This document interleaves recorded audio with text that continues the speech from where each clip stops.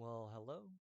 Welcome back to College Forensic Science as we critique the material or analyze the material from Criminalistics, an Introduction to Forensic Science for our course. This is Chapter 14, covering metals, paint, and soil. Trace elements. Many manufactured products and even most natural materials contain small quantities of elements known as trace elements, present in concentrations of less than 1%. For the criminalist, the presence of these trace elements is particularly useful because they provide invisible markers that may establish the source of a material or at least provide additional points of comparison. Emission spectrograph. This vaporizes and heats samples to a high temperature so that the atoms present in the material achieve an excited state or have more energy than what they normally prefer to have. Under these conditions, the excited atoms will, once they relax, will emit the excess energy as light. If the light is separated into its components, one observes a line spectrum. Each element present in the spectrum can be identified by its characteristic line frequencies. Emission spectra can then be matched for line in a comparison between samples. So here we have simple spectrum. A voltage is applied to a sample so that it has excess energy, it gets excited, and then once it drops back down to its normal state, the excess energy is released as light, passing through a lens to select for certain lights, and then passing through a prism to break it up into its full line emission spectrum. And a line emission spectrum has a unique pattern for various elements. Origin of spectra. An atom is composed of a nucleus containing protons and neutrons, with electrons found outside the nucleus and electron orbitals, regions of space around the nucleus with a high probability of the electron occurring or existing. The orbitals are associated with a definite area or a definite amount of energy called an energy level. Each element has its own set of characteristic energy levels at varying distances from the nucleus. Because energy levels have fixed values, an atom will absorb only a definite value of energy, which may come from heat or light. This absorbed energy pushes the electrons into higher energy level orbitals, and the atom is now considered to be in an excited state. What we have here is looking at the atomic structures of hydrogen and helium, or specific isotopes, hydrogen 1, which is a proton with 1 electron, and helium 4, which is a helium a helium atom where the nucleus has 2 protons and 2 neutrons, surrounded by 2 electrons. For a neutral atom, the number of negative electrons must be the same number as positive protons, causing the material to not be an ion and have no net charge. Normally, the electrons will not stay in this excited state for long, and they will quickly fall back to their original energy level, releasing energy in the form of light emission. Emission spectroscopy collects and measures the various light energies given off by the atom. Origin of spectra. The specific frequency of light absorbed or emitted can be determined by the relationship E equals hf, or energy equals Planck's constant times the frequency. This owes to the fact that as frequency increases, so does energy. Where E is the energy difference between two orbitals, h is the universal constant called Planck's constant, and f is the frequency of light. Because each element has its own characteristic set of energy levels, each will emit a unique set of frequencies. So here we have the origin of emission spectra. the absorption of light by an atom, causing an electron to jump to a higher, more energetic orbital, and then as it falls back down, releasing the excess energy as light. Inductively coupled plasma, or ICP, inductively coupled plasma emission spectrometry, which I gotta say, I did not learn about this until my senior year of college, as well as a graduate education in chemistry. So this is impressive that we're talking about this in an intro forensic science course. I'm impressed. The inductively coupled plasma emission spectrometry, ICP, the sample in the form of an aerosol, is introduced into a hot plasma, creating charged particles that emit light of characteristic wavelengths, corresponding to the identity of the element's presence. Two areas of forensic casework where ICP has been applied are the identification and characterization of mutilated bullets and glass fragments. Here we have the creation of charged particles in the torch of an ICP discharge, where a sample in aerosol form goes through an RF generator, creating a plasma discharge with various charged ions.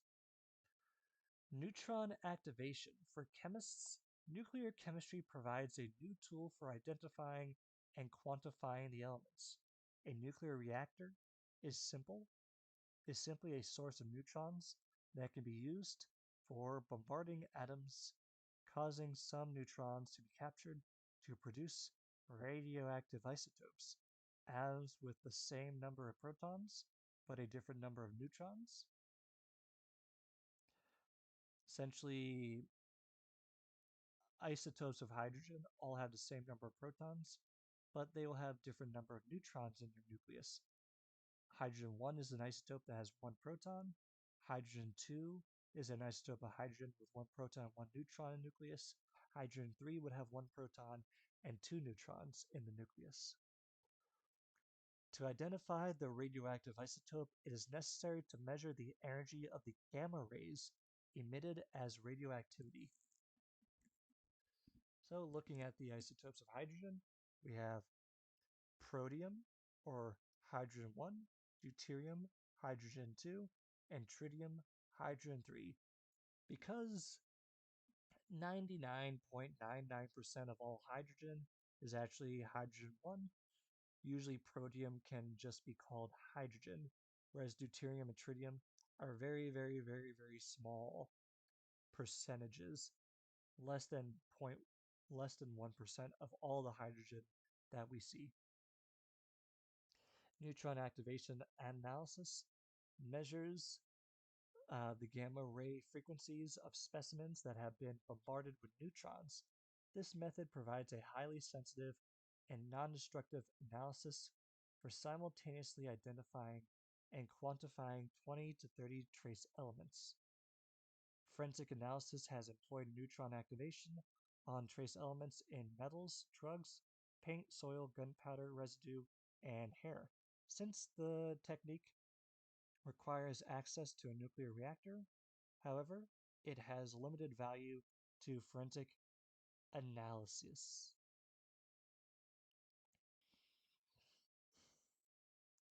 Essentially bombarding a specimen with neutrons and resulting in gamma ray radiation, which can then be detected and analyzed for various element identification.